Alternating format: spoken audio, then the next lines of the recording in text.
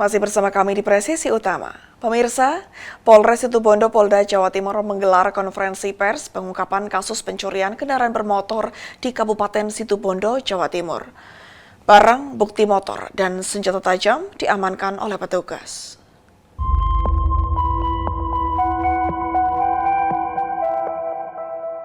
Polres Situbondo menggelar konferensi pers pengungkapan kasus curanmor dipimpin langsung oleh Kapolres Situbondo AKBP Rezi Darmawan. Polres Situbondo berhasil mengamankan 9 tersangka curanmor dan juga penadah beserta 7 unit sepeda motor sebagai barang bukti. Terdapat 2 TKP pengungkapan kasus curanmor, yakni di wilayah Kecamatan Banyuglugur pada tanggal 20 Mei 2025 dan mengamankan 2 tersangka SG 25 tahun dan ES 40 tahun, keduanya asal Probolinggo yang merupakan residivis curanmor di Probolinggo. Kemudian yang kedua, TKP Alun-Alun Situbondo pada tanggal 9 Juni 2025. Mengamankan 2 tersangka SL 47 tahun asal Probolinggo, RA 37 tahun asal Situbondo, serta 5 orang penadah SA 55 tahun, SO 35 tahun, HR 41 tahun, MM 55 tahun asal Probolinggo, dan SH 33 tahun asal Lumajang. Untuk barang bukti yang berhasil diamankan sebanyak 6 unit sepeda motor, 1 buah celurit, 1 katapel, 1 gagang kunci T, 6 mata kunci T, 1 linggis, dan 3 buah HP. Dari hasil pemeriksaan sementara, para pelaku juga beraksi di depan pendopo Aryo Alun-Alun Situbondo, sekitar Taman Bunga Timur Alun-Alun Situbondo, Jalan Dusun Pecinan Desa Besuki, serta Taman Rumput Alun-Alun Situbondo, di depan pendopo Bupati Situbondo, tepatnya di depan Air Mancur dan Desa Sumberjo, Kecamatan Banyu Putih.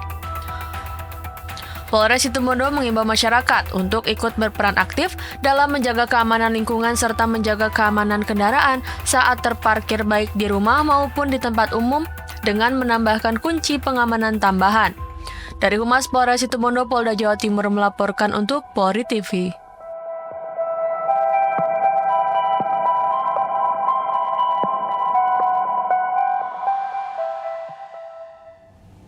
Polres Bantul menggelar rekonstruksi peristiwa duel maut yang menewaskan pelajar asal Magelang di Kelurahan Wirokerten, Kapanewon, Banguntapan, Kabupaten Bantul.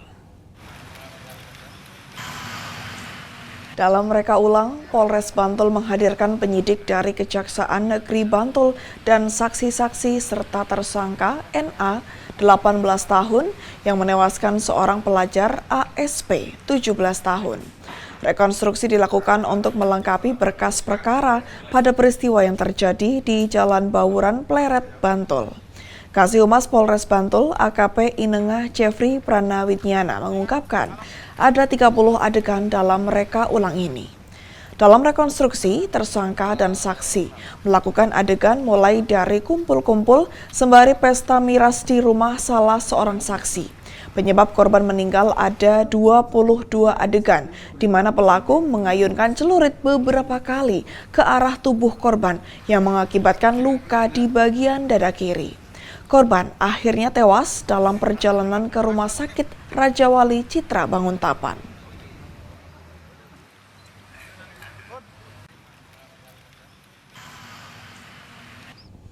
Pesawat Saudi Airlines dengan nomor penerbangan SI576 rute Jeddah Jakarta mendarat darurat di Bandara Kuala Namu, Deli Serdang, Sumatera Utara.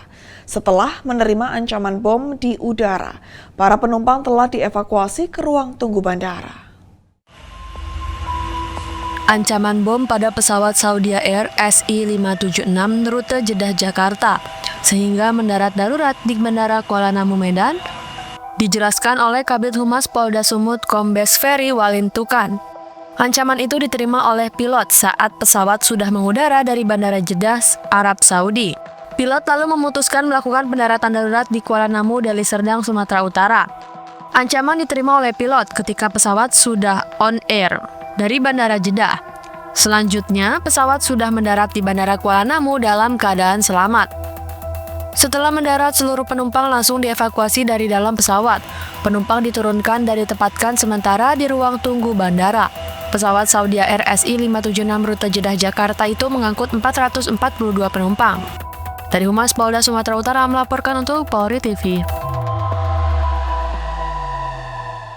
Pemirsa, kami akan menyajikan grafis kronologi perkembangan penanganan ancaman bom pesawat Saudi Arabian Airlines rute Jeddah Jakarta yang mendarat darurat di Bandara Kuala Namu, Deli Serdang, Sumatera Utara pada 17 Juni 2025. Pada pukul 7.50, penerimaan ancaman bom via email ke Customer Care Angkasa Pura dan Jeddah Airport. Selanjutnya pukul 10.15 informasi diteruskan ke Bandara Kuala Namu dari Bandara Soekarno-Hatta. Pada pukul 10.23 terjadi komunikasi ATC dengan pilot pesawat SVA 5276. Dan pada pukul 10.43 pesawat mendarat darurat di Bandara Kuala Namu dan ditempatkan di area isolasi. Menginjak pukul 11.30, evakuasi penumpang dan barang sterilisasi oleh tim Gegana Satbrimob Polda Sumut. Pukul 12.55 pemeriksaan kabin, ruang pilot, dan bagasi pesawat oleh tim Gegana. Tepat pukul 18.00, penumpang diinapkan di Hotel Wing dan Hotel Anara sekitar Bandara Kuala Namu. Menghadapi ancaman, upaya penanganan yakni berkoordinasi dengan otoritas Bandara Kuala Namu dan pihak terkait, mengevakuasi penumpang dan barang dari pesawat ke area aman, melakukan sterilisasi pemeriksaan tubuh dan barang oleh tim Gegana Brimob Polda Sumatera Utara. Selanjutnya, rencana tindak lanjut, melakukan sterilisasi bagasi, pemeriksaan lanjutan terhadap bagasi dan barang bawaan penumpang, dan selanjutnya investigasi pengirim ancaman dan pendalaman terhadap alamat email pengirim ancaman bom. Pada saat evakuasi operasional bandara, sementara dihentikan selama proses pendaratan darurat, sedangkan keamanan tidak ditemukan benda mencurigakan setelah pemeriksaan.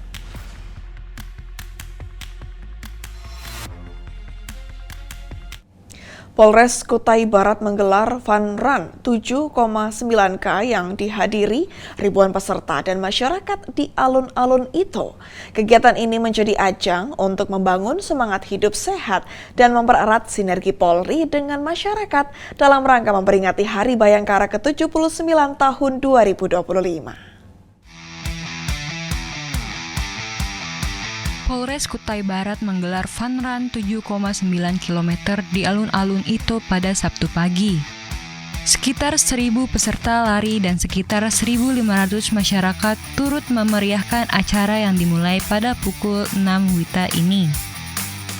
Kegiatan dibuka langsung oleh Kapolres Kutai Barat, AKBP Bonei Wahyu Wicaksono, yang menyampaikan bahwa Fun Run ini merupakan bagian dari rangkaian Hari Bayangkara ke-79, sekaligus upaya membangun gaya hidup sehat dan kedekatan dengan masyarakat.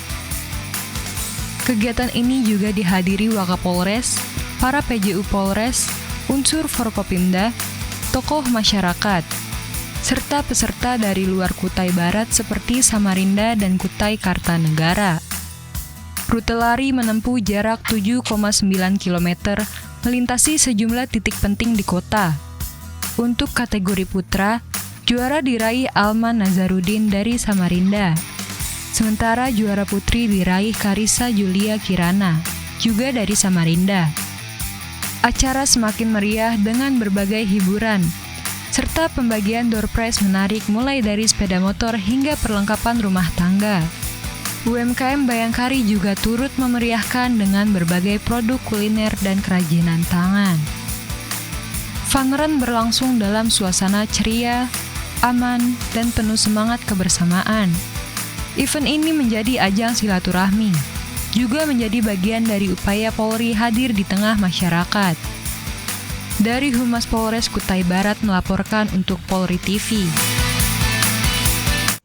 Pada kegiatan sosialisasi sistem manajemen pengamanan Opfitnas dan objek tertentu yang digelar pada 18 Juni 2025, Kakor Sabara Baharkam Polri mengajak para pengelola Opfitnas untuk melaksanakan manajemen pengamanan sesuai dengan standar yang telah ditentukan oleh Polri. Berikut keterangan Irjen Pol Mulia Hasudungan Ritonga selengkapnya. Terima kasih rekan-rekan semua. Assalamualaikum warahmatullahi wabarakatuh. Pada kesempatan pagi hari ini kami melaksanakan kegiatan sosialisasi SMP kepada seluruh jajaran objek vital nasional dan objek vital tertentu yang berada di seluruh Indonesia. Kami mengundang kurang lebih 100 perusahaan objek vital dengan tujuan utama supaya mereka melaksanakan kegiatan-kegiatan pengamanan sesuai dengan standar yang telah diberikan oleh Polri, khususnya dari kami jajaran Kosabara Direktorat Pengamanan Objek Vital. Pada hari ini kami juga memberikan penghargaan kepada 2 perusahaan, yaitu yang pertama Cikarang Listrikindo yang berada di jajaran Bekasi, yang kedua kepada PT Pupuk Iskandar Muda yang berada di jajaran Aceh, karena mereka pada tahun ini telah mendapatkan penghargaan dari kami berupa sertifikat dengan nilai gold, sehingga kami mengundang mereka supaya mereka juga bisa mempresentasikan kepada rekan-rekan yang lain untuk nantinya bersama-sama mau melaksanakan kerjasama dengan kami, khususnya melaksanakan kegiatan audifikasi ini. Kesan dan pesan saya seperti tadi dikatakan oleh Dirpam Movit bahwa menurut data kami ada 1.981 objek vital nasional dan objek vital tertentu yang terdata di kami. Dari jumlah 1.981 itu baru 82 yang sudah tersertifikasi. Harapannya dengan sosialisasi ini jumlah yang lainnya yang masih sekitar 1.900 itu mereka mau melaksanakan kegiatan SMP, terutama melaksanakan kegiatan di awal-awal terlebih dahulu, seperti melaksanakan kesepakatan dan lain sebagainya. Korsabara Baharkam Polri menggelar sosialisasi sistem manajemen pengamanan Opfitnas dan objek tertentu tahun anggaran 2025 pada 18 Juni 2025. Berikut informasi selengkapnya untuk Anda. Ditpamofit Korsabara Baharkam Polri menggelar sosialisasi sistem manajemen pengamanan Opfitnas dan objek tertentu pada 18 Juni 2025. Kegiatan ini dibuka secara resmi oleh Kakorsabara Baharkam Polri Irjen Pol Mulia Hasudungan Ritonga dan dihadiri oleh para pejabat utama Korsabara Baharkam Polri. Sosialisasi ini digelar dengan tema, melalui sosialisasi sistem manajemen pengamanan, kita tingkatkan profesionalisme dan sinergitas Polri dengan pengelola objek vital nasional dan objek tertentu guna mewujudkan Astacita. Kegiatan ini diikuti setidaknya oleh 100 perusahaan pengelola objek vital nasional dan objek tertentu. Melalui sambutannya, Irjen Pol Mulia Hasudungan Ritonga mengajak para pengelola dan stakeholder terkait untuk melakukan langkah-langkah antisipasi dan mitigasi terhadap gangguan dalam pengamanan objek vital nasional dan objek tertentu di Indonesia. Pada prinsipnya, rekan-rekan, kegiatan SMP ini bukan hanya kegiatan dari sektor pengamanan atau security atau apapun namanya, bukan. Tetapi ini adalah suatu bentuk, tadi sudah disebutkan juga awareness, bahwa perusahaan itu aware loh dengan arah kebijakan yang diambil oleh perusahaan itu supaya perusahaan itu mampu memberikan rasa aman kepada lingkungannya maupun kepada lingkungan masyarakat sekitarnya. Usai menyampaikan sambutan dan arahan, Irjen Pol Mulia Hasudungan Ritonga menyatakan rangkaian sosialisasi dibuka secara resmi pada pukul 10:10 waktu Indonesia Barat. Sosialisasi sistem manajemen pengamanan objek vital nasional dan objek tertentu tahun anggaran 2025 secara resmi saya nyatakan dibuka.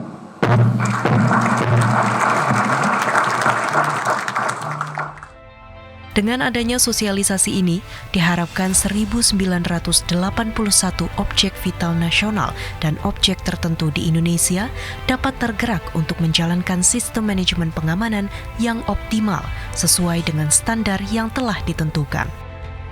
Dari Jakarta, Atia Numa, Andi Putra, Polri TV. Pemirsa, kami akan segera kembali usai jeda berikut ini.